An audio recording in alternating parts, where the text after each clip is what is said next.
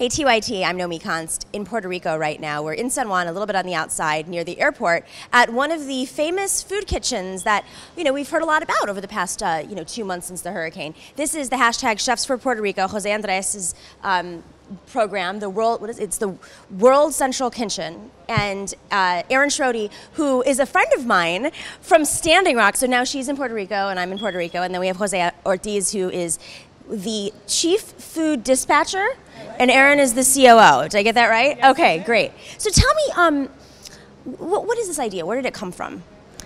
This all started when Jose Andres came down to Puerto Rico just after Maria to serve a pot of sancocho. He started cooking outside a restaurant from Jose Enrique, one of Puerto Rico's great chefs, to serve people who needed food, a hot meal. And what goes along with that is dignity as well. And they started getting orders from ejidas, from elderly homes, from hospitals, of people saying it's really hard to eat or cook with no food, no water, no power, no diesel. And what Jose Andres saw was that there was food here on the island. But in a medical emergency, who do you call? Doctors. And in a food emergency, who should you call? Chefs.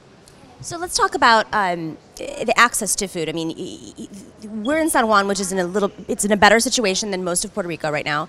How are you able to get the food, especially in those days after the hurricane, so that you can prepare and send people out to distribute the food? It started very small, and Jose will tell you he was here on the ground before I was, but Jose Andres started getting names of food distributors and showing up at the warehouse of Jose Santiago, a family business here. We're so proud to purchase locally. We're so proud to be bolstering Puerto Rico supply chains, to be creating jobs at a time when most people are losing jobs, and to support the reemergence of a private sector. What was it like those first days? Those days were awesome. It was like a lot of volunteers there, and those days, like I'm having all those people coming to the place with that food, and like getting Jose Andres cooking it, and I'm giving it to the people in Santurce and those areas. As she said, ejidas and hospitals. It was like super good.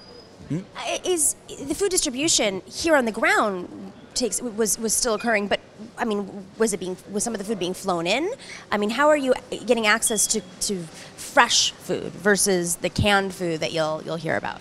So Jose Santiago, the distributor, got really lucky in that their warehouses weren't as affected as some others. So the food was here, but you didn't have diesel, you didn't have truck drivers, and so the logistics of distributing the food was the greatest challenge. We set up shop here in San Juan, and we scaled in many ways as they did. But we're so proud to give out fresh fruit with our hot meals. We're so proud to get in all of these goods. And I don't know how the chefs do it, you'll see in a minute, but they work magic with whatever they have access to. How many meals do you serve a day? A day, right now we're serving more than 30,000 meals per day. Yeah, and like back in the days we had served on more than 150,000 when we were in the Choliseo, and in the first days we went from 1,500 to like a lot, like 5,000. Yeah, a lot.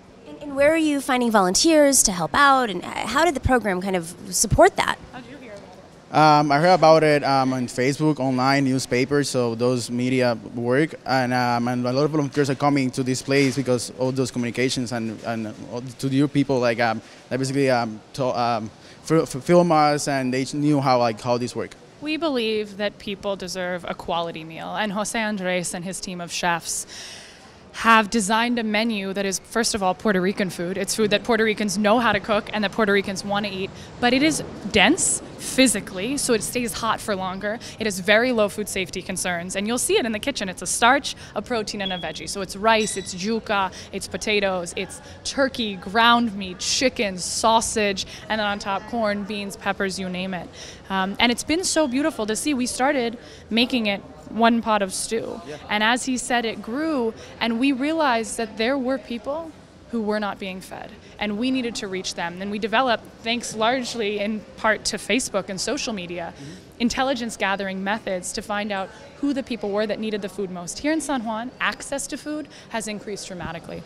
That's not the case in the center of the island, in the mountains. That's not the case in the hardest hit regions in the east where the hurricane came ashore. And so for us, when we scaled up for these 2 weeks of making 120 to 150,000 meals a day, we were so happy to meet that need. But as FEMA came online and started feeding the American citizens, we said, okay, we can now focus on critical needs. And that's when Jose and his brilliant dispatch team started to realize where those pockets were. And we send out our fleet of food trucks, we send out volunteers, we reach ejidas, hospitals, universities. We reach schools that have come back online and wouldn't be able to open if it weren't for food they could serve their students.